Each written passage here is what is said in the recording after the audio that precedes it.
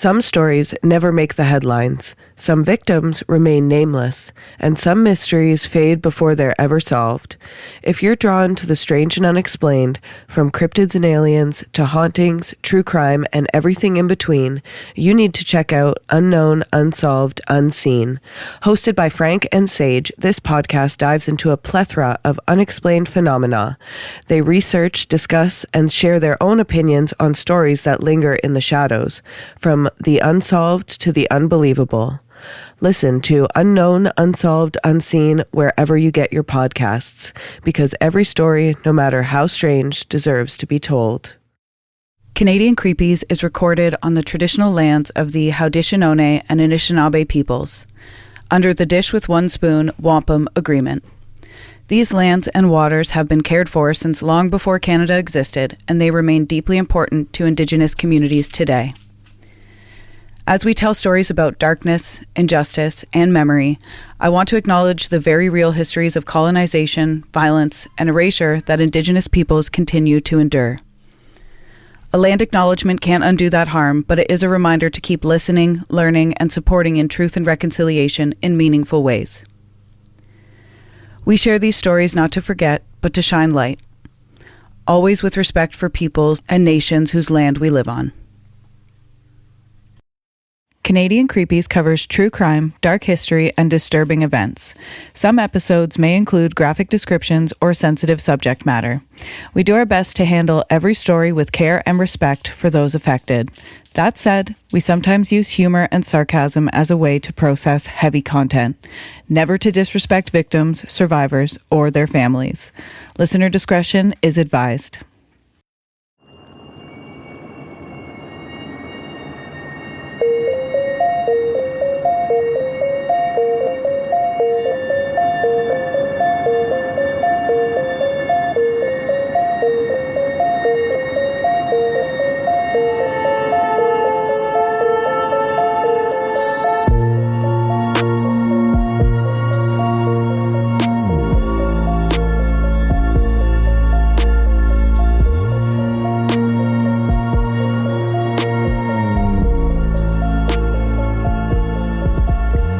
We are with another Creep of the Week edition at Canadian Creepies. I'm Valerie. And I'm Amanda Joy. That is your very unscripted open. Is that a cold open? No, cold open would be doing the case right away. Yeah. But as you know from the title, we are doing a Creep of the Week. And if you've been listening to this podcast for some time, this probably isn't a surprise to you that I would take this route. If you're just joining us and you like this concept, welcome. You'll like all the other episodes we have. This one does kind of tie into several topics we've already covered too a little bit. Totally. And this is why I trust my list. Never doubt a list. I don't, well, in particular, my list. I don't know about anybody else's list. But my list, I like my, because I pick, it doesn't matter. Don't want to get too into it. Hey. Welcome to the show. Welcome to the show. Mm-hmm. Welcome to the show. Okay, should we dig in? Oh, you okay? Yeah. Because we just had a laugh attack off. We did. We were laughing a lot. Yes. And hopefully we're going to carry those vibes through. Which we can do when it's a little bit more fun when we do some history, because we can have a lot more fun with it because they've been dead for so much longer. I love you. Is it too early? Is it too soon? I don't know. Okay. So our Creep of the Week, Kyle, you can put the Creep of the Week music here, is John A. MacDonald. I don't know how this episode's going to fare on the internet. I might have some people come for me. I'm not afraid to delete comments, and I'm not ashamed of that either. You can have healthy discourse on Reddit. Thank you. Go there. Okay, so let's talk about, and we are going to talk about what John A. MacDonald did, how he formed Canada and shit, but he's not going to be praised. I'm not, if you think I'm going to praise him at all in this episode, I'm absolutely not. Yeah. Two things can exist at the same time. You Totally. can do a good thing and still be a horrible person. Absolutely. Case in point is the guy who will not be named that is in our area who is the second son's leader. Exactly. Exactly. White supremacist leader. The white supremacist who tricks people into going to rallies, into going to white supremacist rallies, under the guise of them being for harsher laws for child sexual predators. Yeah, which we need. Which we absolutely need, for sure. But there are many legitimate organizations doing that work. White supremacy groups, maybe not so good. We don't need the white supremacists to do that work. No. We don't. No. Until they are not white supremacists, they don't have any room in like an activism space. Yeah. If you're not for all, then you're not an activist. You're a bigot. What hurts one hurts the many. Yes, thank you. Okay, now that we've done that, thank you for coming to our TED Talk. This is the vibes of our show today. These are the vibes. Okay, so John A. MacDonald. John A. McDouchebag. Somebody's going to clip that. I'm going to be screwed after this episode comes out. And it's just me laughing like a maniac in the background. So let me tell you a little something about John A. Me singing Old MacDonald had a farm the entire time. Old MacDonald colonized. E-I-E-I-O. I was going to say, what a fucking jerk. Okay. I like your version better. Thank you. So John A. MacDonald was born in Glasgow, Scotland on either January 10th or 11th, January 18. Records list both of those dates. Mm-hmm. So, yeah. So if you say his birthday is January 10th and somebody argues it's the 11th, you're both right. You're welcome for that Canadian trivia. There's no clarification. None. He immigrated, so he was born in 1815 and then immigrated with his Canada to Kingston, Ontario, in Upper Canada in 1820, so when he was 5. So for people who are outside of Canada, you might not know this, but Canada wasn't always just Canada. No. It was divided into Upper Canada and Lower Canada. Yes. Did you know? Now you know. Did you know that? Now you know. Bill Nye. Okay, so John A. MacDonald, also Jam. Why don't we just call him Jam? Yeah. Let's call him Jam. I like Jam. Yeah, we're going to call him Jam. Okay, Done. So Jam studied law. Jammy. Jimmy Okay. boy. Yeah, so Jammy Boy studied law through apprenticeship called the bar in 1836. So he was 21. Good math, Valerie. Really good at it. And he established his own legal practice. He became I keep looking at Amanda like to nod like pretty cool, but remembering that we're talking about Jam and okay. So Jam became known for commercial and municipal legal work, gaining prominence in Kingston.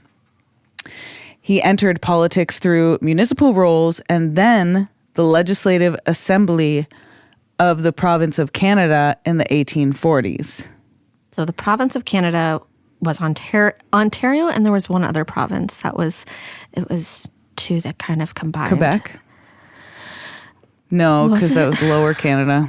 Yeah, we were Upper Canada, which doesn't if you look at a map, it doesn't really make sense. Yeah. But I do know for a fact that Ontario was part of the province of Canada, which is weird to think about. Weird. So Jam rose quickly within the Conservative Party. Sorry. I had to toot. He rose. I can't even look at you this episode. We get to have fun with these ones. I love it. I do apologize. Oh no, there's a disclaimer at the beginning of every episode absolving me from anything I say. So it's fine. Okay, so Jam rose quickly within the Conservative Party and he represented largely English-speaking interests in Canada West, which is modern Ontario. So we were in Upper Canada, but Canada West? Is that how they did it? I have never heard Canada West before this point. So I guess. Somebody let us know. I wasn't good at geography. Anybody who's a Canadian geography history buff, we would love to get some clarification on this. Explain to me. Send me an email. I'll read the entire thing. She will. She will do it. Fucking every episode, I got to beg for you guys to email me. Don't threaten her with a good time. We did get an email in with another scary story, but it's not for this episode. I'm sorry. It's from our friend Jolene, though. Oh. Yeah, she sent us another one. Before? Yes, she sent us another one. I recognize because the name. I sent out the 2 buttons. Oh, yeah. And then I remembered Jolene. So I emailed Jolene. And she will also get a button. And she said, I have more scary stories. Do you want them? And I was like, Queen, send them, please. Please. And she's in Saskatchewan. Even cooler. So cool. Okay. Diving back into the episode.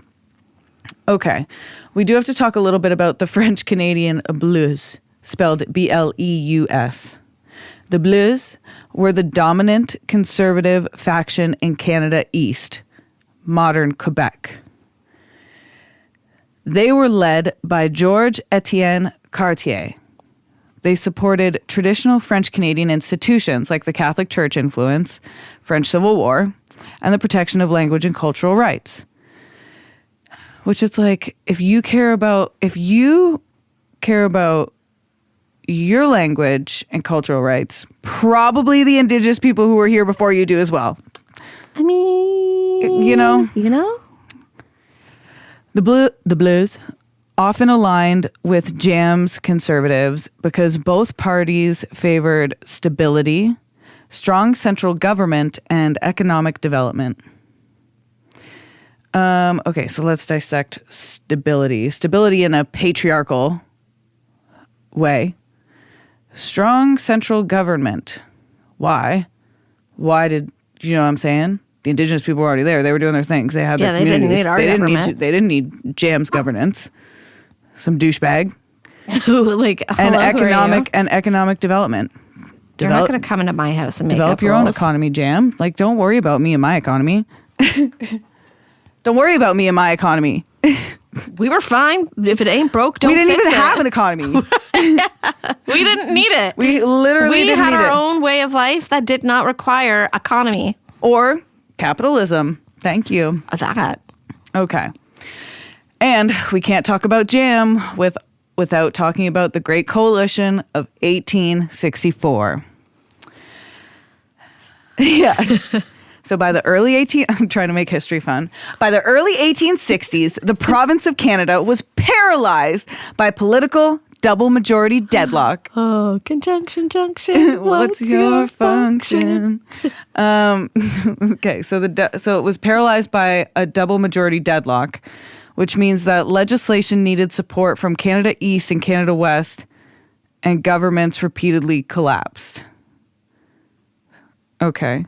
And in 1864, Jam's conservatives joined forces with Georges Etienne Cartier's Bleus and George Brown's reformers / clear grits in Canada West.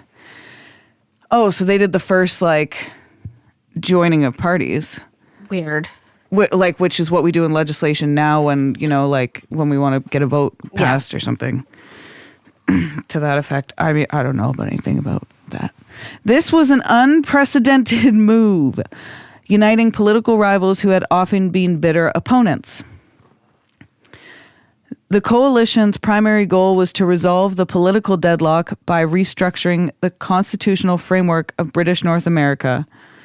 This partnership laid the groundwork for the Charlottetown and Quebec conferences, which ultimately produced the plans for Confederation. Colonization. Jam's rising influence. By the mid-1860s, Jam had become one of the leading advocates for a federal union of British North American colonies, and his alliance with Cartier, meaning Georges Etienne of the Bleus, was central to stabilizing government and building momentum toward the creation of the Dominion of Canada. And we're going to get, we can't tell you the other stuff without this stuff. It all goes together. Yeah. It's annoying, but just fun. I'm trying to make it fun. I have this vision in my head of us like as cartoons and people watching us as cartoon characters in front of this podcast. We're making it fun. What was that Canadian TV show? Student Bodies. Student Bodies. Hey, jump out of bed. Big bell ringing in my head. Gotta make it there from here. Student Bodies. Slow mo, way to go. Get your body out that door. Gotta get your brain in gear. Let it out now. Day in, day out. Student body. That's right. If you remember that show, that was a great show. He's one of the characters from that show. Actor, the guy who played Chris, one of the bad, the bad two. Right. He's like a weatherman now. Or something. Really? Yeah. I had such a crush on Cody, the main guy. Yeah. Who didn't? Oh, Come on. Yeah. It's like I'll never be Emily. So the Confederation and the first term as Prime Minister. How'd Jam do? This is what Jam does. How he dug it. Always dug. Let's dig into Jam. He played a leading role in pushing toward Confederation, building the political partnership formed through the Great Coalition of 1864.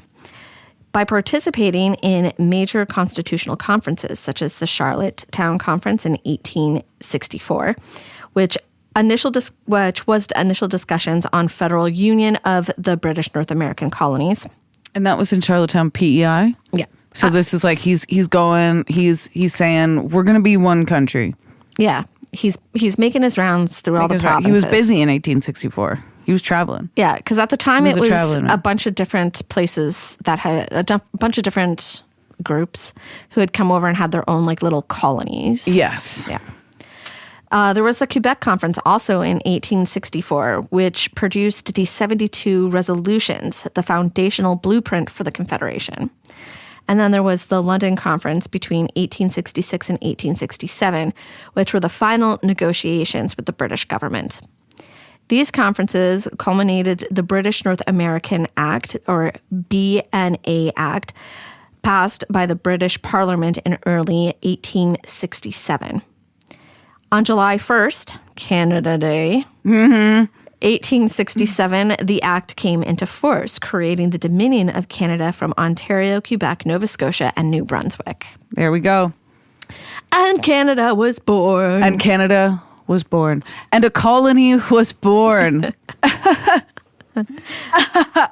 And another patriarchal, capitalistic country society was born and birthed on the backs of women and people of color. Or would it be and Indigenous folks? A weird marriage? Would it be a weird marriage, maybe? What? Because all the colonies came together and joined us. I'm getting way too... Yeah. You're like, everything's a cartoon. My mind is not where it should be today. I woke up from a nap before I came here. So that's fine. That's the perfect place to record. Yeah. This is when Jam became the first prime minister. Upon Confederation, Jam was appointed the first prime minister of Canada, serving from his first term from 1867 to 1873. He was also knighted as Sir John A. MacDonald for his 1967 for his role in shaping a new country. 1867. I said 19, and that is incorrect. That is 100 years too late. Yeah. Focusing on building national institutions and asserting federal authority. Ugh. His early priorities of his first term included working to strengthen and centralize federal power within the new constitutional framework. I hate that. Nothing was broken. Didn't need to be fixed. Didn't need fixing. Didn't need to be fixed. Oversaw the expansion of the Canadian territories westward, including arrangements for acquiring Rupert's Land. Daddy's land. For the Hudson Bay Company. We did an episode on that too. And this was negotiated between 1868 and 1869. He also did advancing in the national infrastructure projects aiming at linking provinces. And in 1873, he created the Northwest Mounted Police. I hate that. He created the police? I guess he didn't create police, but... No, because I think the first police force was technically like Scotland Yard, sort of. Yeah, so he took that idea from Scotland. And just gave them horses and was like, ride through the Rockies. Yeah. Don't worry about a code of conduct, boys. I gave you a fancy badge. Do as you must. Protect this land. As far as wherever the sun touches is your Simba. This extended federal law enforcement across the Western Territories, and then later the Northwest Mounted Police would merge into the RCMP. He also began promoting a vision of Canada as a transcontinental nation, laying groundwork for the future of the Canadian Pacific Railway. Future of buttholes. Don't clip that either. We're giving these people gold here. Gold! Comedic gold. Uno momento. Okay. Nation building, the expansion west and the railway. This is he gets creepy. You know he does. And this is stuff that they don't teach you in the history classroom. Yeah. This is stuff you won't hear in the history books, kids. At least not this perspective. Yes, totally. Yeah, you certainly will not hear mine or Amanda's perspective in the history book. Should be. 100%. Okay, so there was territorial expansion. Jam oversaw major territorial growth during his leadership. In 1870, Canada acquired Rupert's Land, Daddy's Land, and the Northwest Territories from the Hudson's Bay Company, adding vast northern and western lands to federal control. Okay, so I love how on this podcast we've also accidentally stumbled in seasons 1 and 2, not chronologically, but we've done residential schools, which will come up soon, and the Hudson's Bay Company, and this all yeah, and it's all part and parcel, really. Okay. Wow. So in 1870, I'm going to repeat myself because I went a little off course. So 1870, Canada acquired Rupert's Land, Daddy's Land, and the Northwest Territories from the Hudson's Bay Company, adding vast northern and western lands to federal control. Wild, because it was none of their land to begin with. In 1871, British Columbia joined Confederation, influenced, I bet they were very heavily influenced by the federal promise of a transcontinental railway. In 1873, Prince Edward Island entered Confederation, with the federal government agreeing to assume its railway debt. So I guess PEI had something to gain. And expansion policies were intended to secure control of Western lands, prevent American encroachment, and advance MacDonald's vision of a unified dominion across the continent. Which, it was none, it just wasn't any of your place or business. You just literally didn't need to. There was no reason for you to do that, and you did it for the future of all us white folk. I don't thank you. Okay, the Transcontinental Railway, or the Canadian Pacific Railway. The construction of a transcontinental railway became the central nation-building project of Jam's government. The line was intended to link Eastern Canada to British Columbia and solidify the unity of the new Dominion. Jam's government provided substantial federal subsidies, land grants, and financial guarantees to support the project. So he was all in. So after he was collecting taxes from everyone on the land, he used it all for this. Similar things are happening today. Very similar. The railway was seen as a strategic tool to encourage settlement, strengthen federal authority in the West, and promote economic development. The Canadian Pacific Railway was completed in 1885, and although Jam's government had earlier faced the Pacific Candle in 1873, involving accusations of exchanging railway contracts for campaign funds. Jam's shady. We've been telling you, he's shady. He's got his finger in all the pie. He put 2 hands in that pie. Nobody can eat any now. And now he's got his cookie jar in his feet in both of the cookie jars. And he hasn't bathed in ages because it's the 1800s. They didn't even have hot water. Yeah. Something really gross about the 1800s and just horrible. So you're telling me in an entire family. So fill up the bathtub. Fill up the bathtub. And the man, the dirtiest one, bathes first. The dirtiest one bathes first. The baby goes last in the dirtiest water, the most vulnerable. Yeah. The baby should go first. Then the second youngest. They're smaller. There's less dirt on them. And they're not going to take up as much time, so there'll be more hot water likely for everybody to come after. Exactly. Exactly. Thank you for agreeing with me.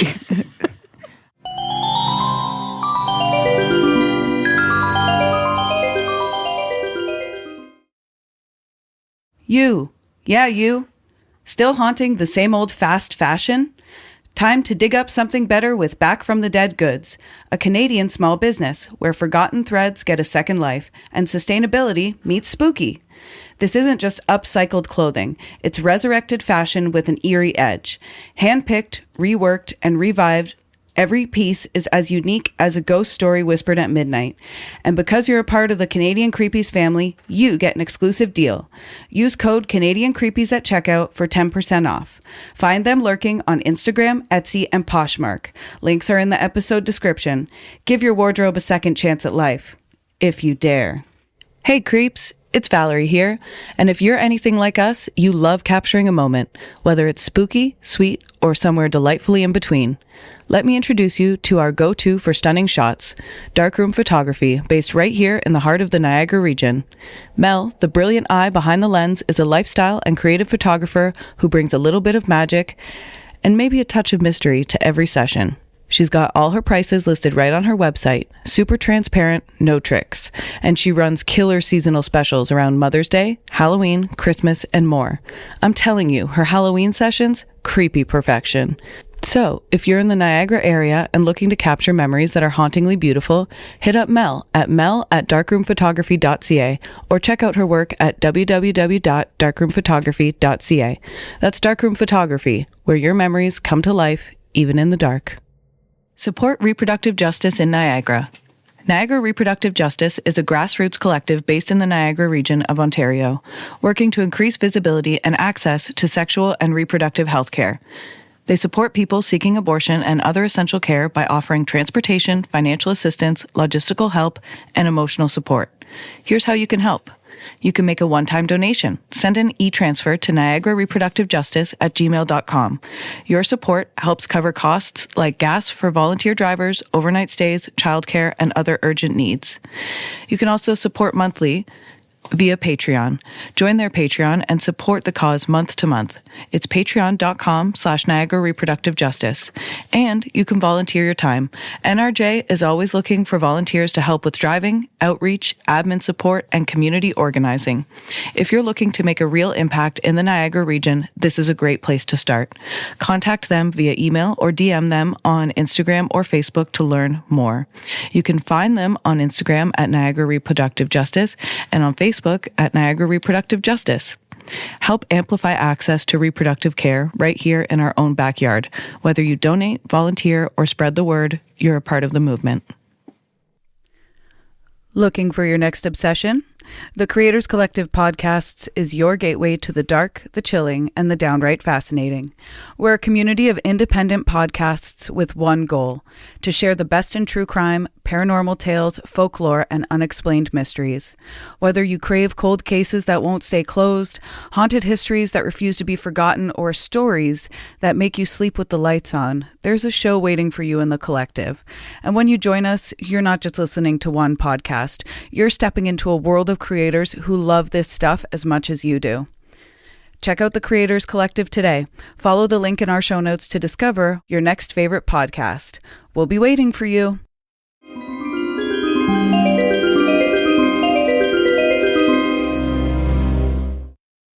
Okay, so the national, back on track.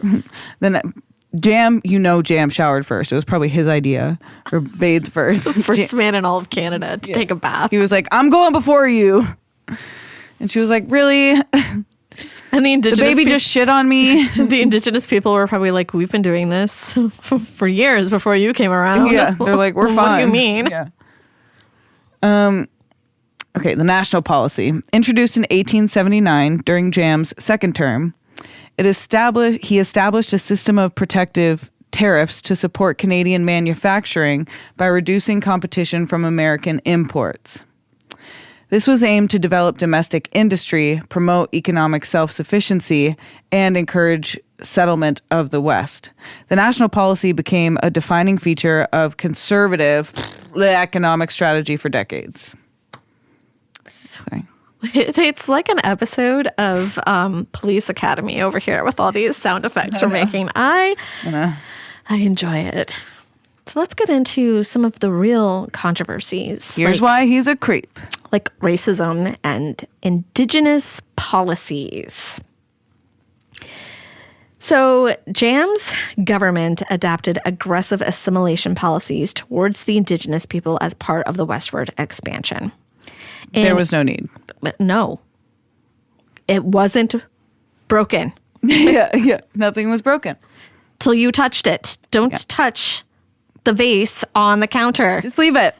No touchy. Yeah, no touchy. In 1978, or sorry, 79. 1879. Oh my God, I can't do numbers today. My apologies to everybody listening to this. Fine. They're fine. In 1879, the Davin Report, which we have discussed before, was a report on industrial schools for Indians and half-breeds. I hate that. I hate that so much. I can't even put into words how much I hate that. Please continue. This report recommended creating state-run, church-operated industrial residential schools that modeled on the U.S. system. So he started the residential schools. Jam. Everybody thank Jam. Jam, stand up. Everybody give Jam a round of applause. You hear crickets in the background. That's what I thought. Sit back down, Jam. Fuck. Hope he doesn't haunt me. Haunt someone else. Fucking this guy. He's too busy haunting Parliament right now, trying to undermine positive progression. Maybe he's haunting Polyev. Ooh, it's the founding father of conservatism. Oh my God, I can't breathe. That one improv class I've taken has really paid off. MacDonald's government. Oh, did you hear that? I did hear that. Nice. Continue on. If I ever want to play, well, I dig it. We'll introduce that into another episode. I like that. I don't actually know any songs or how to play piano at all. We'll just have Kyle playing background Like, music. it's me. I'm playing. I'm surprised with the amount of times Richard the cat has stepped on this while we have been recording. I think it's normally muted. But it's a fun sound effect right now. Say something funny and all. Oh God, the pressure. Say something funny. Be funny. Okay. Please continue. Don't be funny. We're talking about serious things. Very serious. Okay. So serious. We did 6 episode series on the residential schools. So check those out. Check those out. MacDonald's government endorsed these recommendations and funded the earlier framework for the Indian residential school system. We hate that. Fucking barf. The goal, as stated by officials of the era, was to separate Indigenous children from their families and cultures to enforce assimilation. Just horrific. Why? They were fine. Yeah. They were fine on their own. They were just fine. Nobody was like, hey, we want to be like you guys. They didn't need you to bother them. No. Take a breath, man. Deep breath. Serenity now. These policies were part of a broader strategy to assert federal control over the West, restricting Indigenous land rights and facilitate settlement. This one is also horrible. Awful. Which was the Chinese Immigration Acts and head tax. What the hell? Jam promoted racial restrictions on immigrations that particularly targeted Chinese newcomers. His government passed the Chinese Immigration Act of 1885, which imposed a head tax on Chinese immigrants entering Canada. No need. No need. This country is built on immigration. Thank you. Right? Clearly, Jam immigrated. From Scotland. From Scotland. The law set the initial head tax at $50, which was a substantial sum at the time. We're talking late 1800s, so yeah, it would be. That's a lot. That explicitly designed to limit Chinese immigrants. And then I did read that it went as high as $500 in 1903. Oh my goodness. And then they ended it in the, I want to say 1823. Don't quote me on that. Because 1923? 1823. Oh. Yeah, 1923. Yes, you are correct. 1923, they axed it because they were just like, fuck the Chinese, you're not coming into our country at all, period.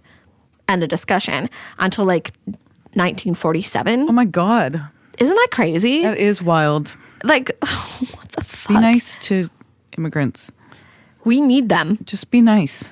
Just be nice. Be nice to people. Just be nice. Just fucking be nice. The Lord. Can't take it. Yeah. I'm stressed out. These measures reflected discriminatory attitudes and government policies that treated Chinese immigrants as undesirable labor competition, particularly after the completion of the Canadian Pacific Railway, because they basically treated the Chinese people as slaves in the building of this railway. I hate that.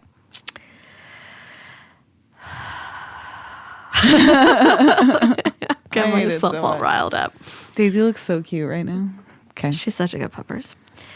Then there was the execution of Louis Riel.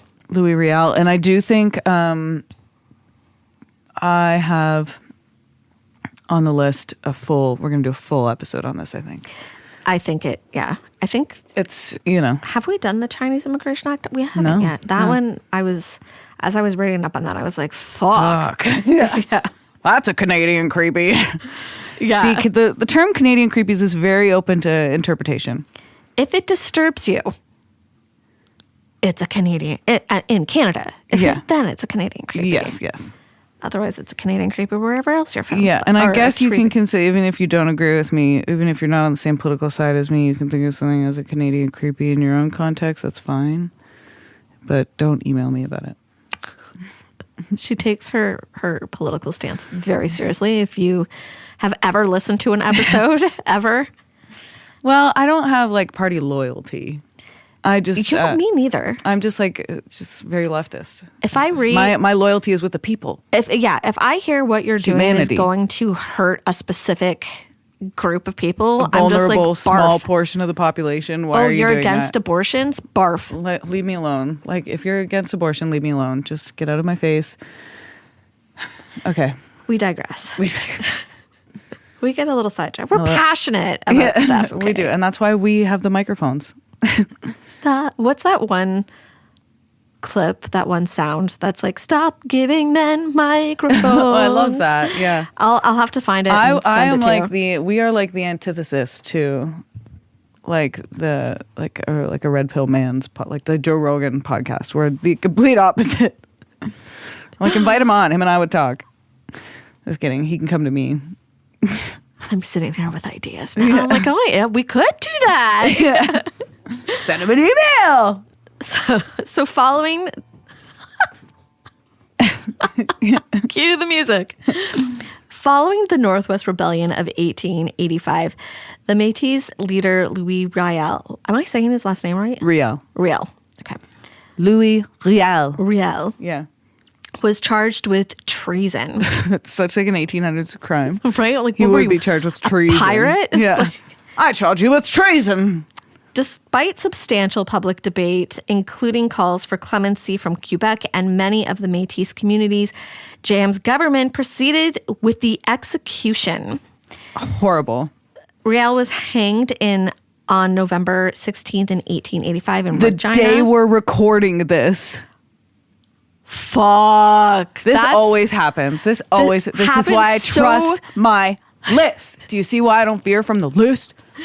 This is why Jam isn't haunting you, because you are divinely guided. Yeah. This podcast is divinely guided. Yeah, that's right. By the universe. By the universe. The decision caused deep and lasting divide. Many Francophones viewed Riel as a defender of minority rights. And many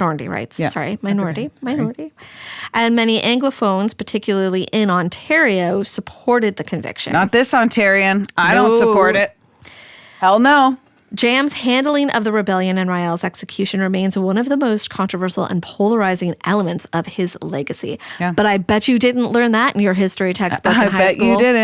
I bet you didn't. You probably learned about the rebellion, but not about that. I'm glad I landed on this one.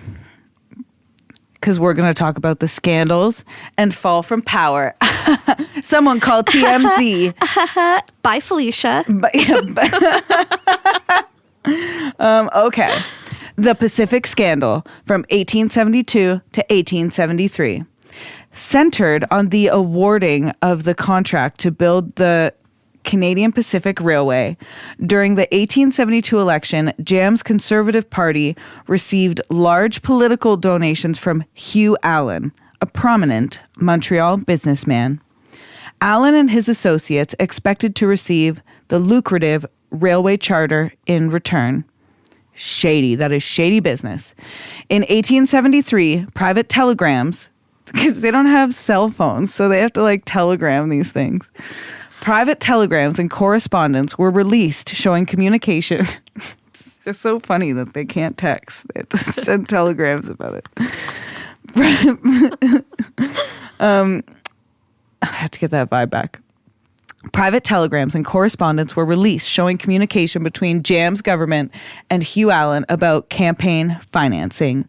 The revelation suggested that cabinet members had accepted money in exchange for political influence, a major breach of public trust. The scandal led to widespread public and parliamentary criticism. Because Jam didn't care about anything but money. He wanted his pockets lined. Like I said, he wanted his pockets lined and his friends' pockets lined. Fingers in all of the pies and feet in the cookie jars. And he licked everything. Ew. Yeah. So after the Pacific scandal, Jam resigned. Under mounting pressure, Jam's government fell in 1873. Jam personally resigned as prime minister on November 5th in 1873, and the Liberals under Alexander Mackenzie formed the next government. So this thing when we go, Liberals, Conservatives, Liberals, Conservatives, Liberals, Conservatives, we've been doing that. We've been doing that. All of Canada, the birth of Canada. Doing that since the beginning of time. Change it up. Vote for something else. And don't fucking vote for the... I can't tell you how to vote. Just look into other shit. That was a great backpedal. I love it.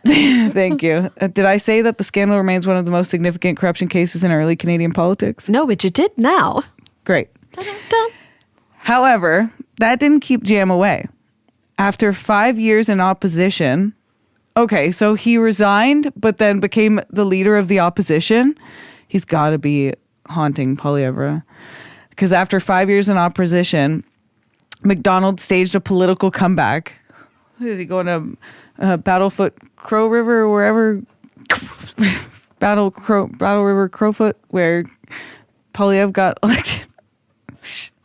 In 1878, in the 1878 federal election, he returned to office as prime minister. But his campaign centered on the national policy of protective tariffs, railway completion, and Western settlement. You'd think in the 1800s it'd be like, I guess they would have no concept of running water, but you think they'd be like, clean food, or even like clean water, just like clean water, drinkable water. might be a priority. We still don't have that in some areas of Canada. For our Indigenous friends, you know?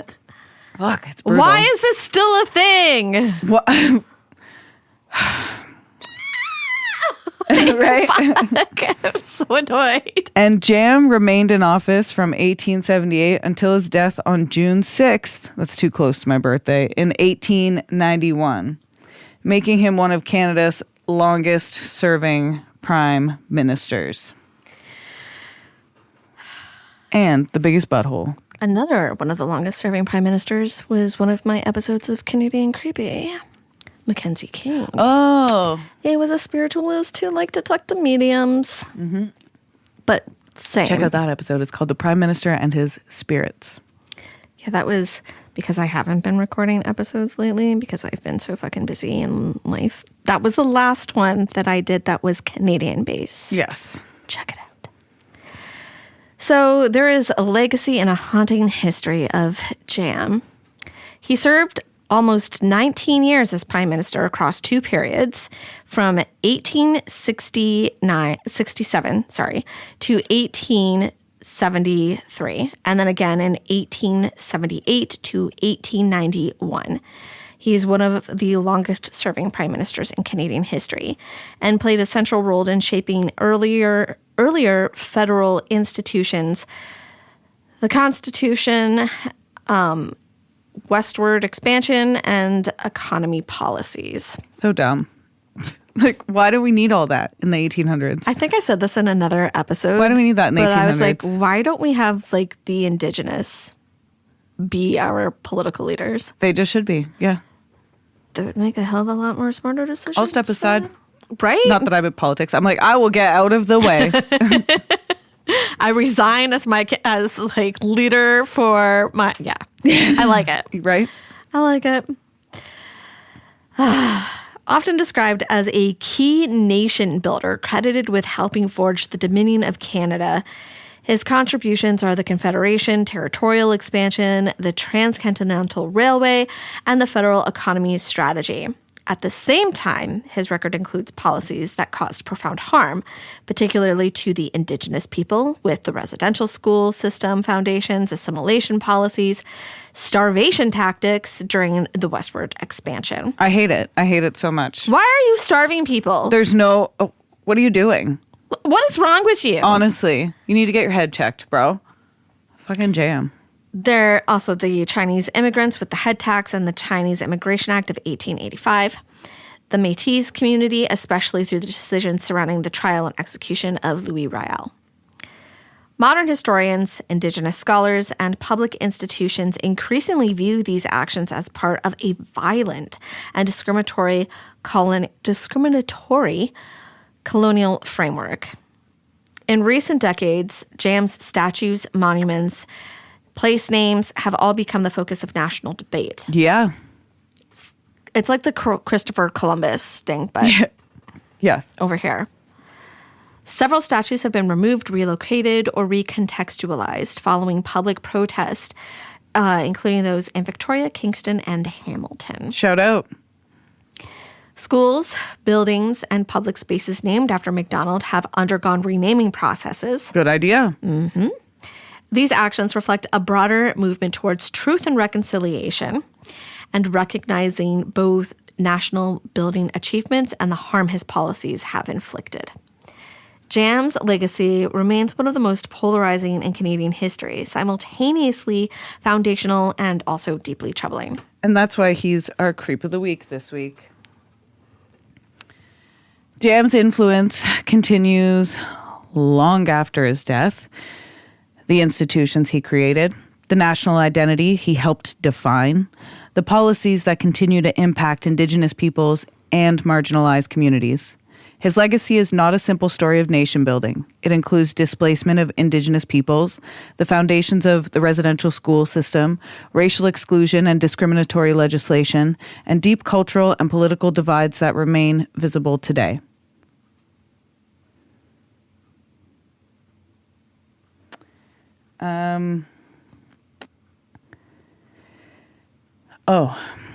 Power leaves a long shadow. Sorry about sometimes I leave notes for myself and I don't know what I meant. That was for dramatic effect. I like it. Here we go. Power leaves a long shadow, especially when tied to nation-building myths.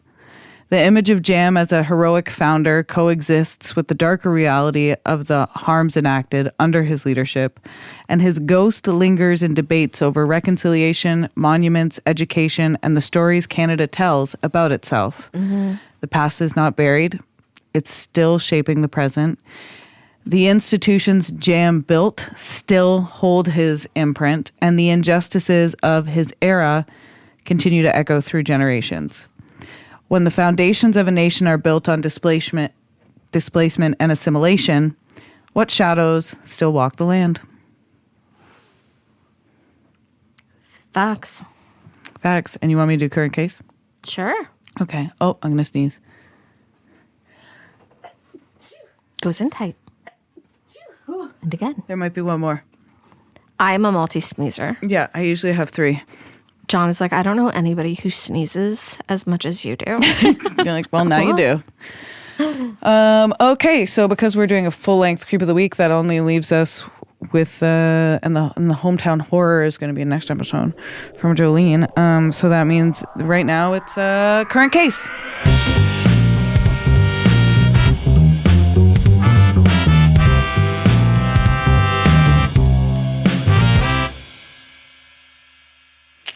I like current cases. Me too.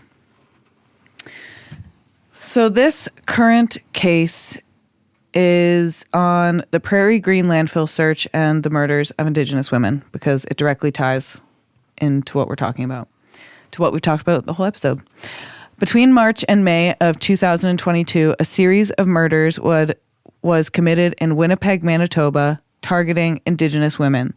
And the perpetrator was Jeremy Skibicki, and I might have this on my list to do a full-length episode on this. I'm not 100% sure. Yeah, I was reading up on this one too, and I was like, creepy. Yeah. The victims include Morgan Harris, who is age 39 from Long Plain First Nation, Mercedes Myron, age 26 from Long Plain First Nation, Rebecca Contois, age 24 from Ochikak-Ko-Sipi First Nation, and a fourth victim, previously unnamed publicly, identified by Indigenous elders as Mashkodi Biziki Kiwe, or Buffalo Woman.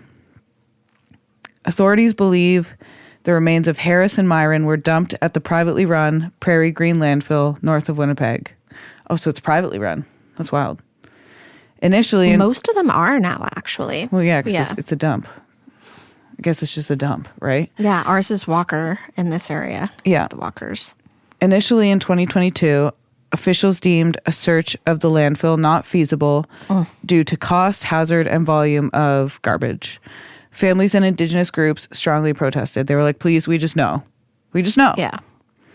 Then in March of 2024, the federal and Manitoba governments announced a combined pledge of $40 million, so from $20 million from the federal government and the provincial government, to support the search operation at the landfill. On March 7th, 2025, remains from the landfill were positively identified as Morgan Harris.